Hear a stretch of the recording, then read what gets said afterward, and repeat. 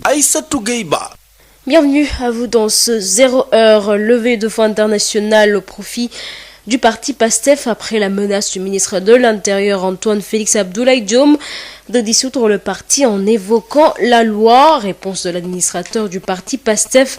les Patriotes, au ministre de l'Intérieur. Birahim Souleye Diop martèle que la campagne de levée de fonds va se poursuivre malgré les menaces du ministre à qui il demande également de bien revoir les termes de la loi sur le financement des partis politiques. Selon lui, le parti APR du président Macky Sall serait le premier parti à être dissous car ne respectant pas la loi. Voici Birahim Souleye Diop au micro d'Amadou Moustapha Dia. Nous sommes tranquilles. PASTEF est un parti régulièrement constitué qui chaque 31 janvier de l'année dépose ses états financiers. Donc ses comptes il les dépose. Sans prétention aucune, nous sommes l'un des rares partis politiques à le faire au Sénégal. Nous sommes régulièrement constitués, donc nous sommes habilités aussi à recevoir des cotisations, des legs et des dons. Donc nous avons lancé une opération qui s'appelle Nemmeeku Tour où nous avons fait une levée de fonds. Cette levée de fonds-là, le pouvoir n'avait pas cru que ça apportait les résultats que nous avons. Nous avons eu des résultats très intéressants parce que nous attendions 50 millions, nous avons eu 125 millions. Et des promesses de 81 millions qui vont arriver bientôt. Donc ça va faire de l'argent pour permettre à Ousmane Sonko de se déplacer. Fondamentalement, ça énerve le pouvoir qui vient de faire en fait une grande bévue.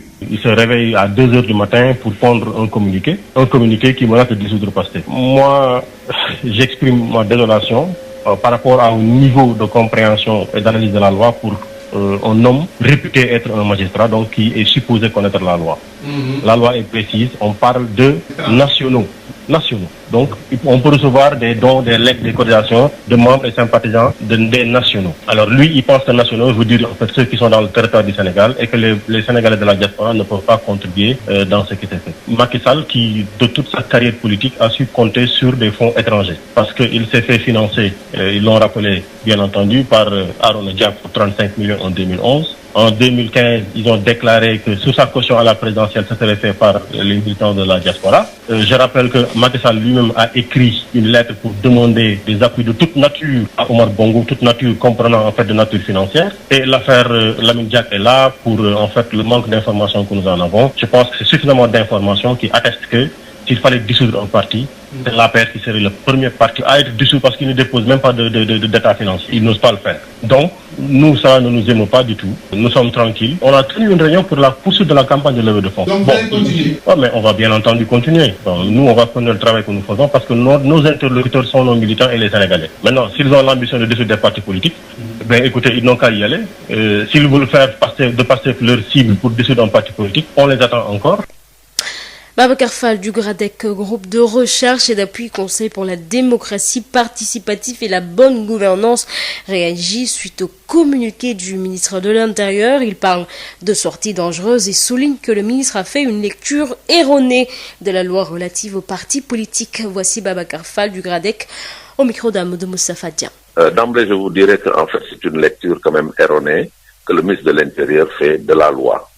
Parce que vous savez, il y a la loi de 1981 qui a été modifiée par la loi de 1989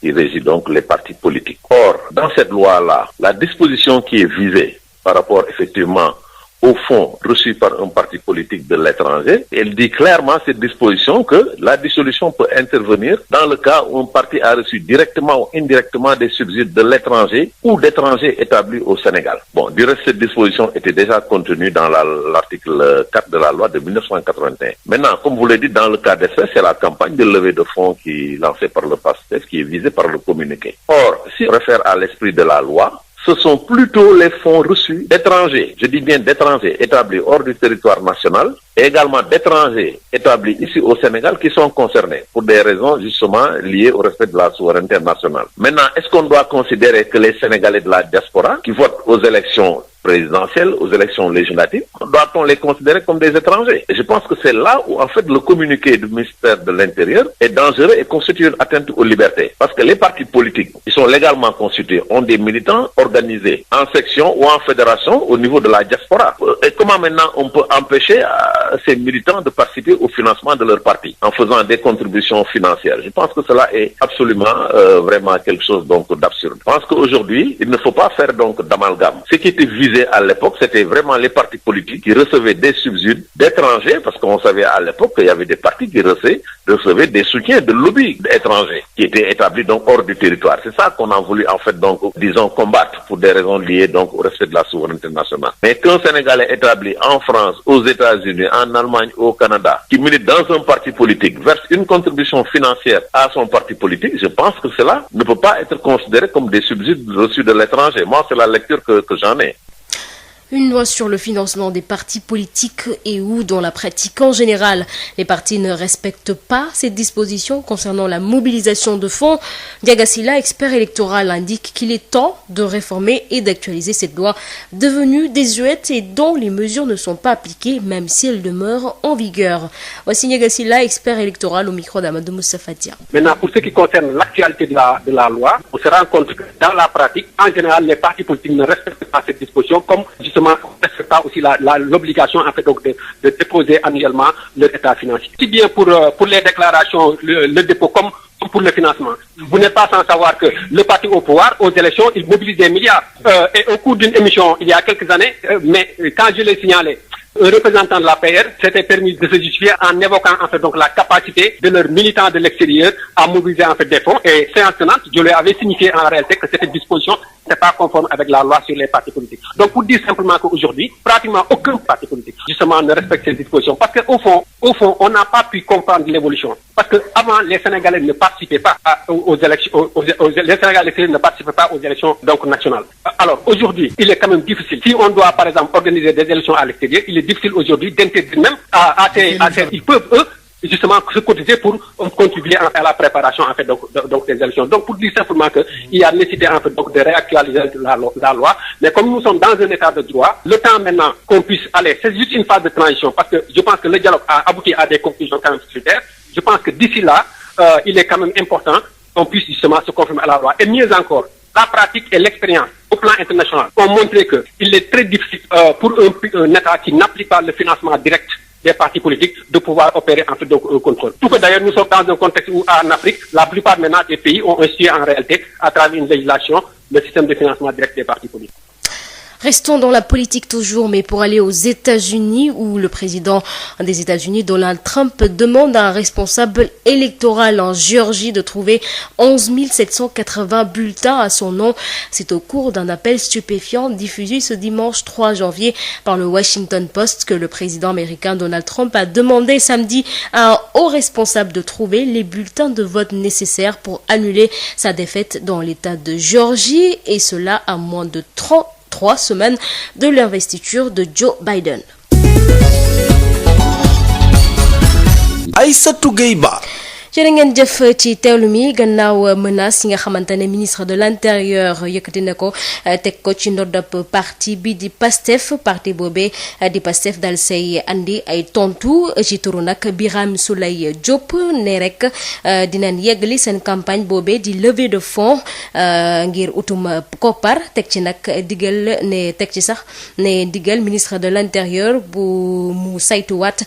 bu baax loolee boobule loi ba pare nag doole ci ne tas parti boobee nara am ndax ñàkk respecté lu jëm ci wàllum loi financement bu parti politique boobee bu naree am nag ci bosu APR bu président Macky Sall nara jiito ndax moom mee respecté wul benn yoon li nga xamante ne wala sax ndax moom respecté wul loi boobee ñu daal di tënk ñu teewlu Birame Souleye Diop ci micro Amadou Moustapha Dia. ñoom li ñuy wax yëngaluñu ndax ministre bi li mu bind bërki démb li mu bind démb à 2h du matin naan ñun dañuy jot n'est-ce pas ay contributions yoo xam ni daf ñuy jóge de l'étranger ku ko def ci Sénégal yoon day tax sa parti moom Antoine Diome mi ngi soog a wane ni fi ñu ko teg amu fa place te cuune boobu ndaxte li mu dégg ci loi bi wala bokk li mu ko bëgg a waxloo loi bi waxu ko bu fekkee ne moom gis-gis boobu la ci am man damay jommi ci ministre bi ki nga xam ne moo war a organiser suñu élection donc cuune gi mu cuune war na tax kenn warta am yaakaar ci moom ci organiser ay élection yu sérieux loolu bu weesoo ñun Pastef amuñ ci wax ju bëri Sénégal Pastef parti la boo xam ne bi yoon moo ko jox ay këyitam yoon sant ko ne ko at mu jot bu janvier balaa 31 janvier ne déposé ay comptam boobu Pastef amee ba léegi Pastef at mu jot mu déposé ay comptam mu mën laa wax ne la maa ngi dëkku bépp parti politique bu nekk fii ci Sénégal ñun bokk nañ ci ñaar wala ñetti parti yi koy def te APR defu ko APR milliards yi mu def ci élection présidentielle bi sañu koo déclaré ndax bu ko déclaré bu ëllëgee ñiy wuy ji kër yi dinañ bari donc du ko def du déposé bilan financier ñun dañuy déposé alors ñi ñu woo nag diaspora bi te seen deret doon deretu sénégalais am ay mbokk fii ci Sénégal dëkk ci Sénégal li ma ko waxee sànq dañuy financer ay hôpitaux di tabax ay dispensaires ñooñu ñooy diaspora bi ñooñuy jox bu fekkee ne ñooñu dañoo bokkatul ci Sénégal Ali Félix Diome na ko wax ministre des affaires étrangères na ko wax Macky Sall na génne leeral ko bu diaspora bi xam ne bokkatuñ ci Sénégal li am ba am mooy Macky Sall lépp lu mu def ci politique 2011 ñoom seen bopp ñoo waxal seen bopp te Arona jox na leen 35 millions 2015 ñoom seen bopp ñoo wax ne diaspora bi dina joxe la caution de Macky Sall gis nañ fi lettre bu bindoon Omar Bongo pour di ko ñaan ndimbal googu mu tënkoon ci ndimbalum xaalis xam nañ fi coow bi fi jugoon ci Lamine Diack bu fekkee nag Félix Diome nii cuuni bi may waxal nii dafa yeewu suba bëgg a tas parti bi ko gën a jege maanaam parti bi muy yeewoo di défendre seen cause di leen doxal parti boobu la war a njëkk a dissoudre après ñu xool nan lay mujjee Pastef na xam ne na bu fekkee ne dafa yaakaar ni ci Pastef la war a mën a jaar pour dissoudre parti am na ñu ngi dëkk mbër. da ngeen di continuer seen campagne de levée de fonds bi am de doo ci décider. waaye dama ni ñun Pastef li muy wax ñun yëngaluñu faale wuñu ko dañuy wax suñuy militant nañu yeggale suñu programme Nemmeeku Tour ni ñu ko tënkee ni ñu ko prévoir pour doxale waaw lu set lañ ciy def lu leer lañ ciy def lu leew lañ ciy def kon suñuy militant dañuy continuer suñu projet li ñuy wax nag ñoom leneen la ñuy def ñun intéressé wuñu incha allah rabbi intéressé wuñu ñu ngi encouragé suñuy militant di leen wax ne nañ continuer Nemmeeku Tour. Babacar Fall bu GRADEC moom itam daal dina see yëy yàbbi ne génnub ministre de l'intérieur Antoine Félix Abdoulaye Diome bu ci fakkastaloo daal du baax ci moom te sax loi boobee ñuy wax jamono ji xeewi na ñu teewlu Babacar Fall bu GRADEC ci micro Amadou Moustapha Dia. communiqué boo seetee li ma ko mën a wax rek atteinte la vraiment ci wàllu liberté parce que tey xam nga loi bi dafa leer loi bi boo xoolee loi bi nga xam ne mooy loi bi ñu bindoon 1981 te ñu soppi ko ci 1989 maanaam dafay énumérer conditions yi ñu war a créer parti et cetera ak lu parti mën a def ba yoon dal ci kawam ñu tas parti boobu. or bokk na ci ponk yooyu ñu ne parti boo xam ne par exemple da ngay jot xaalis boo xam ne dafay jógee bitim réew wala ay nit yu bitim réew nekk fii di la ko jox bu fekkee loolu donc am na mën nañu tas sa parti mais loi bi ni ñu ko xam ne moom lañ ko war a jàngatee mooy tey loolu bu ñu ko waxee dafa am maanaam lu ñu doon viser mooy parti yi nga xam ne dañu am xaalis boo xam ne dañ ko doon jotee bitim réew mais ci ay nit ñoo xam ne maanaam du ñu ay doomu Sénégal bitim réew la ñu nekk di yónnee fi xaalis bi di jàppale ay parti pour que ñooñu xëy na bu ñu ay jotee nguur gi mën leen delloo njukkal ñooñu ñoo tax ñuy wax wala ay étranger yoo xam ne fii la ñu nekk ci réew mi di financer parti mais tey bu fekkee ne parti maanaam comme parti ni ñu organisé sénégalais yi nga xam ne ñu ngi nekk ci diaspora bi nga xam ne dañuy voter élection présidentielle di voter élection législative nekk ay doomu Sénégal di militer ci parti nekk ci ay section wala fédération da ngay dégg naan fédération tel parti fédération d'Europe wala fédération d'Espagne fédération d'Italie ñooñu di cotiser seen xaalis di ko jox seen parti loolu yaakaar ne mënuñu ko méngale ak subsides yi nga xam ne dans l'esprit de la loi moom la ñuy jot ci ñoo xam ne maanaam du ñu ay doomu Sénégal loolu il faut mu leer donc ci kaw loolu dama wax ne communiqué bi vraiment dafa nekk communiqué bu dangereux la atteinte la donc ci liberté yi te loolu yaakaar naa ne vraiment donc waruñu ko seetaan parce que sénégalais bu ci nekk tey vraiment libre nga adhéré ci parti bu parti bi maanaam di ne dafa soxla nga jóg d'autant plus que fii amul financement public bu parti politique loolu daf fi amul donc yaakaar naa ne daal vraiment c'est une mauvaise querelle bu ñu xam ne ñu ngi ko bëgg a def Pastef mais loolu dama jàpp ne en tout cas man vraiment dadul dëgg dadul yoon.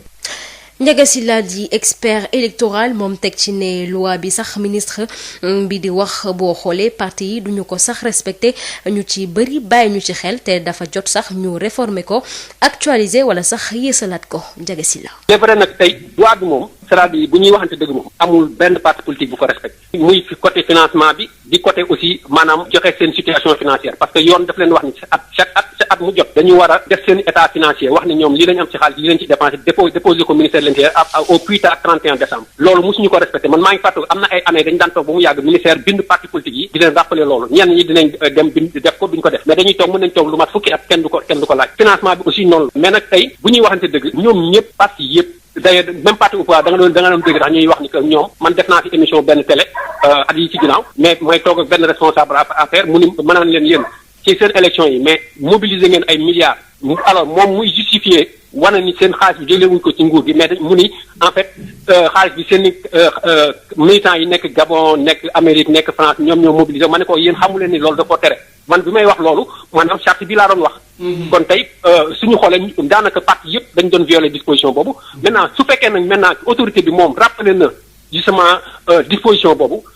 puisque état de droit lañu nekk donte loi bi dafa désuète mais aussi elle reste en vigueur dañ ko war a appliquer en attendant maintenant puisque am na ay coppite yu am solo lu jëm ci loolu loo xam ne ñi nekk ci waxtaanu dialogue politique bi déggoon nañ ci mu jëm ci financement parti politique jëm ci maanaam statut opposition jëm ci tax d'ailleurs parce que dañoo prévoir ni d'ailleurs dañuy teg kuréel goo xam ni maanaam dañuy tëddee ni ñaaxanaay pour que ñoom ñu réguler ñooy joxe financement ba pare di réguler en fait donc la vie des partis politiques et je pense que su boobaa kuréel gi nga xam ne dina tëddee ñaaxanaay dina tax de telle mesure bu ñu ko jëlaatee kenn du am en fait donc ay